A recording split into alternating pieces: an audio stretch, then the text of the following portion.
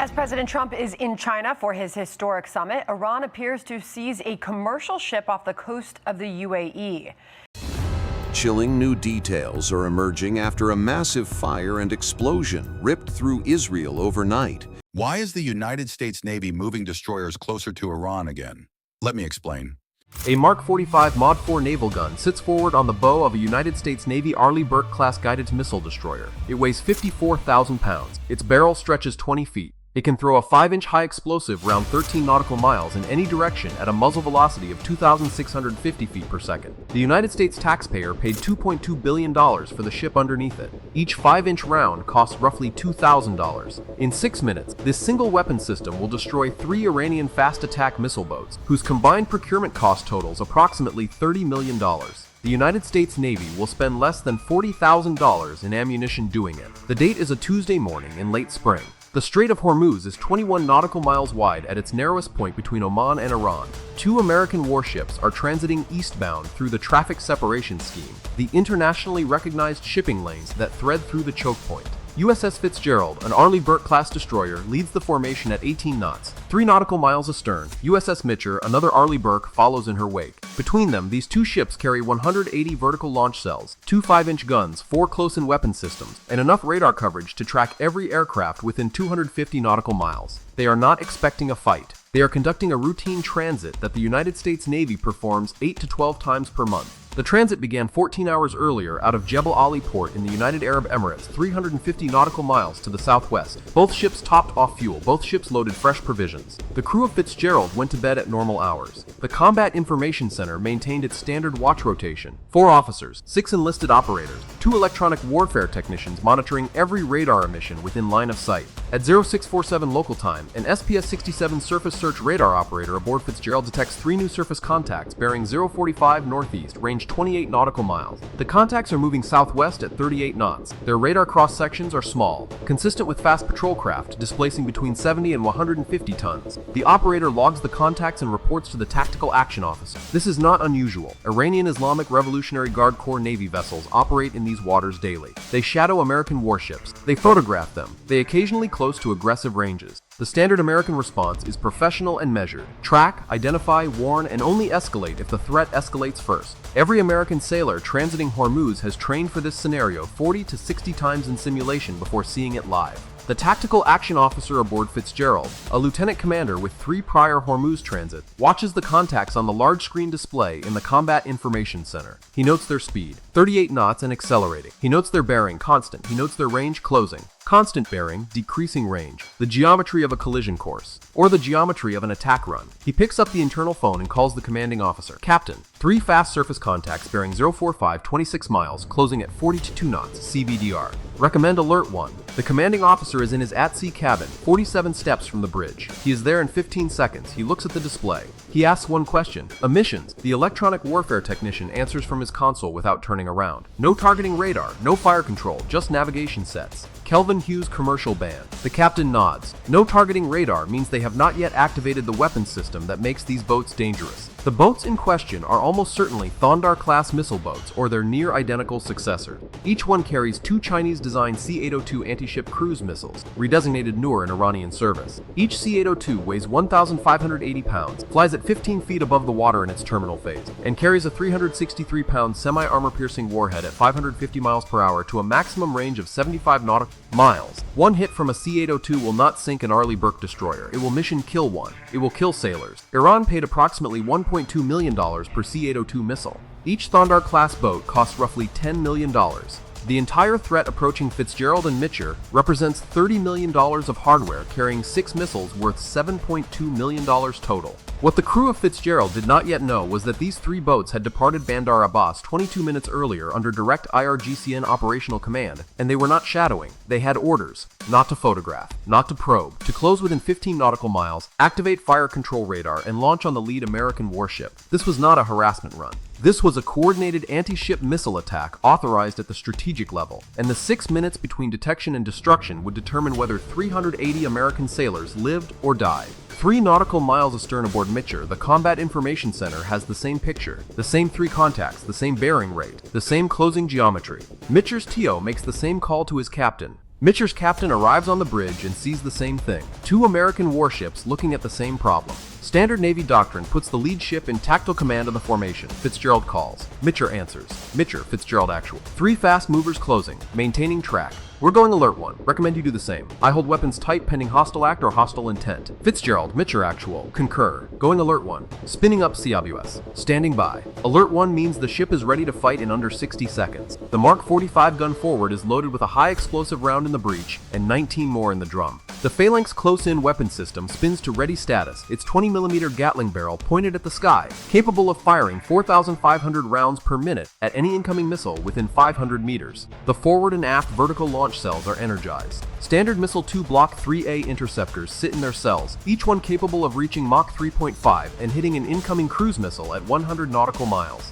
Each SM-2 Block 3A costs $2.1 million. A 5-inch round costs $2,000. This distinction will matter in 4 minutes. ZO649 local time. Range to the contacts, 18 nautical miles. Speed, now 48 knots. Still no fire control radar. The boats are sprinting on diesels. At 48 knots, they will close to C-802 effective launch range, roughly 40 nautical miles with a realistic tactical envelope of 15 to 30 nautical miles for a coordinated salvo within 8 minutes. But they are already inside maximum C-802 range.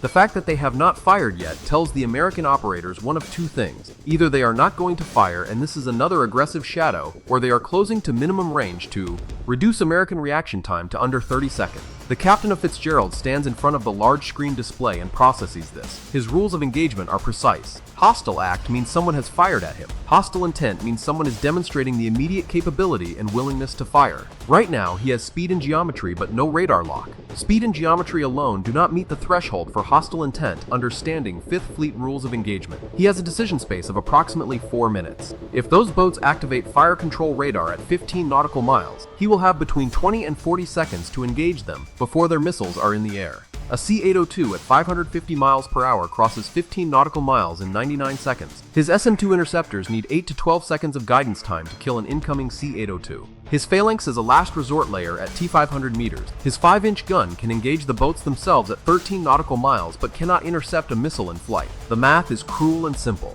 If the boats fire first, he is playing defense against 6 sea-skimming missiles from 3 directions at once. If he shoots first without meeting hostile intent criteria, he starts a war and ends his career. The space between those two outcomes is less than 4 minutes wide. 0650 local time. Range 14 nautical miles. Speed 48 knots steady. Bearing constant. The electronic warfare operator speaks without being asked. New emitter. I have a Type 352 square tie fire control radar. Bearing 046. Correlates with lead contact. Weapons free on surface contacts. Bearing 045 to 046. Kill all 3. Mark 45. Batteries released. From the moment the square tie radar illuminated Fitzgerald with fire control energy, the legal and tactical calculus collapsed into a single point. A fire control radar lock on a United States warship constitutes hostile intent under every interpretation of the standing rules of engagement. The captain is not starting a war.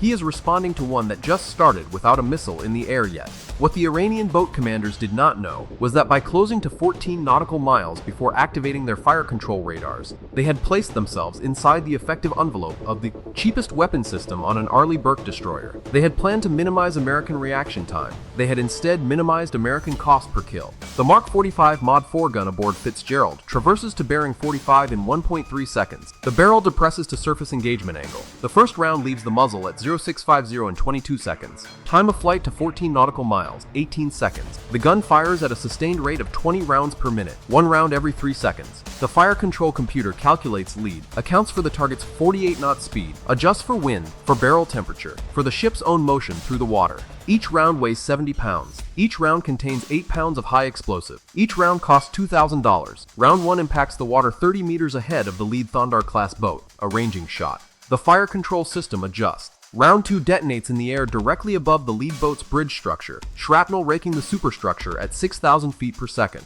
Round 3 hits the lead boat at the waterline amidships. A $10 million missile boat absorbs a $2,000 projectile and begins flooding immediately. Its C-802 missiles are still on their rail launchers. They never left. The lead boat slews hard to port, attempting to turn away.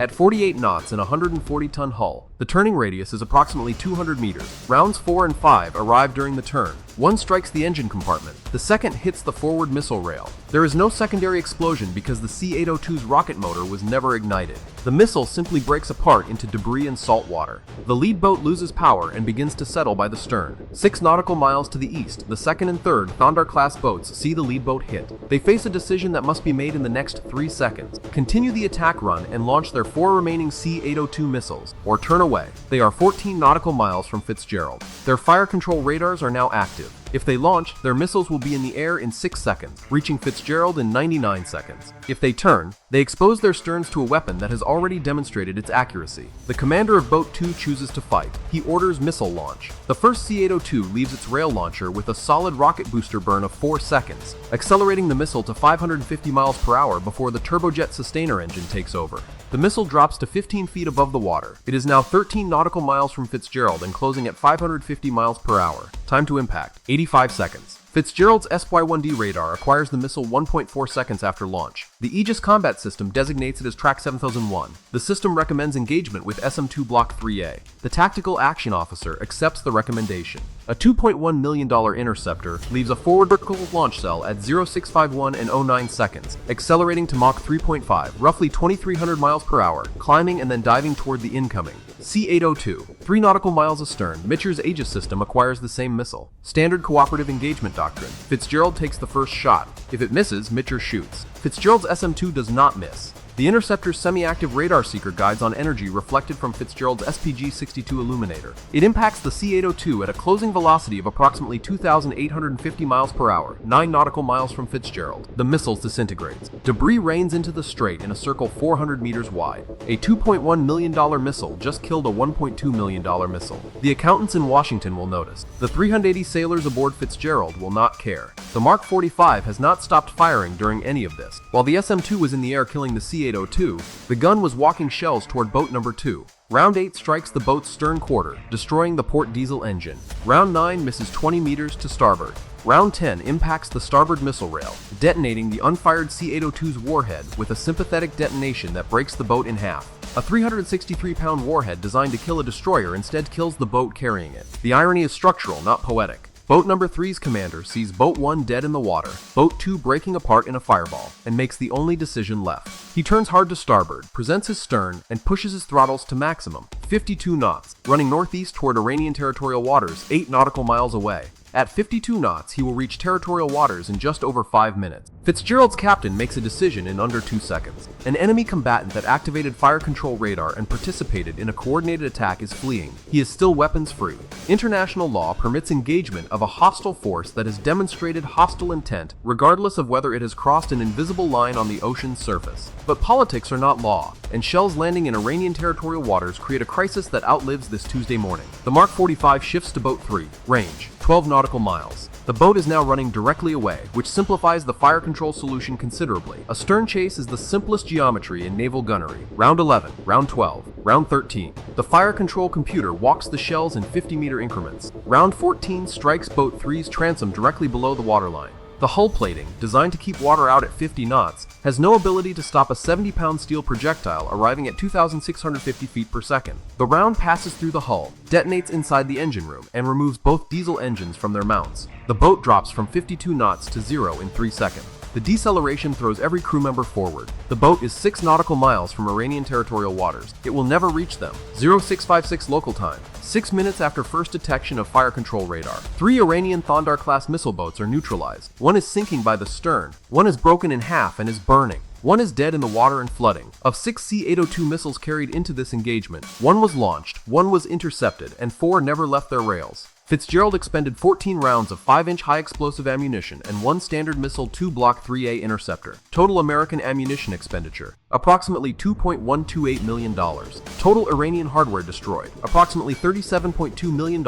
including missiles. The exchange ratio is 17.5 to 1 in America's favor. The Strait of Hormuz is 21 nautical miles wide. This entire engagement took place within an area 6 nautical miles across. Commercial tankers transiting the outbound lane, 4 nautical miles to the south, continued on their routes. Their crews saw smoke on the northern horizon. Some took photographs, none altered course. Hormuz has taught commercial mariners not to alter course for smoke. 28 nautical miles to the northeast at Bandar Abbas. The IRGCN Operations Center lost communications with all three boats at 0652. They attempted radio contact for 14 minutes before dispatching a helicopter to investigate. By the time it arrived, Fitzgerald and Mitchell had resumed their eastbound transit at 18 knots, radar scanning, weapons returned to condition 3, crews still at general quarters but beginning to rotate off stations for water and food. The helicopter found survivors in the water. 11 Iranian sailors from Boat 1, 4 from Boat 3, no survivors from Boat 2. The boat that chose to fight, that launched the missile, that stayed in the engagement, had broken in half and sunk in under 90 seconds. Its crew of 14 went into the water with a burning diesel slick above them. 350 nautical miles to the southwest in Bahrain, 5th Fleet Headquarters received Fitzgerald's after-action report at 0720. The report was 3 pages. The first sentence read, "Engaged and neutralized 3 hostile fast attack craft demonstrating hostile intent via fire control radar lock at 065Z. 1 anti-ship cruise missile fired, engaged, destroyed. No damage to own ship, no American casualties, no American casualties." In a 6-minute naval engagement where 6 anti-ship missiles could have been in the air simultaneously, where 380 sailors on Fitzgerald and 330 on Mitchell could have been hit by warheads designed to penetrate 3 inches of steel armor, nobody on the American side went to medical. The closest call was the single C-802 that flew for 36 seconds before an interceptor traveling at 4 times its speed erased it from the sky 9 nautical miles from Fitzgerald's hull. The IRGCN plan was not stupid, it was genuinely clever. Close at high speed during the morning watch transition when crew alertness is statistically lowest. Approach from the northeast with the rising sun behind the boats, making visual identification harder. Sprint to minimum range before activating fire control to compress the American reaction window. Launch a coordinated salvo of 6 missiles from 3 axes simultaneously to overwhelm the point defense systems. The plan was built on one assumption, that they could reach 10 nautical miles before detection forced a response. At 10 miles, American reaction time drops to under 60 seconds. At 10 miles, 6 missiles from 3 directions creates a genuine saturation problem even for Aegis. They activated fire control radar at 14 nautical miles, 4 miles too early. Whether this was commander's nerves, an equipment malfunction, or a doctrinal requirement that could not be overridden from the boat, it gave Fitzgerald's captain the legal authority and the tactical time to engage with his cheapest weapon instead of his most expensive one. 4 miles of ocean between a clever plan and a catastrophe. 4 miles between $40,000 in ammunition and a crisis requiring $12 billion in ship repairs and hundreds of casualties. If the boats had reached 10 miles, Fitzgerald would have killed all 3 anyway. Aegis exists precisely for this scenario. But the cost would have shifted from 5-inch shells to SM-2 interceptors, and the single C-802 that launched might have been 5 C-802s or 6, and the mathematics of missile defense become less certain with every additional inbound track. Iran lost $30 million in patrol boats and $7.2 million in missiles in 6 minutes. They lost 18 sailors confirmed dead. They gained no intelligence, achieved no damage, and created no political leverage. The Strait of Hormuz remained open. Commercial traffic did not divert. Oil futures moved 0.3% for 4 hours and then returned to baseline. The United States Navy transited the strait the next morning with 2 more destroyers and a cruiser. Nobody closed to 28 nautical miles. The week after, satellite imagery showed the IRGCN moving its remaining Thandar-class boats from Bandar Abbas to Abu Musa Island, 80 nautical miles further from the American transit route. $30 million in missile boats bought Iran 6 minutes of aggression and 6 months of repositioning their remaining fleet further from the fight. A $2,000 artillery shell outperformed a $10 million ship because the ship brought itself close enough to be hit by one. If you enjoyed this video, check out our other video on how the U.S. Navy's Aegis combat system tracks 200 targets simultaneously. Bye for now.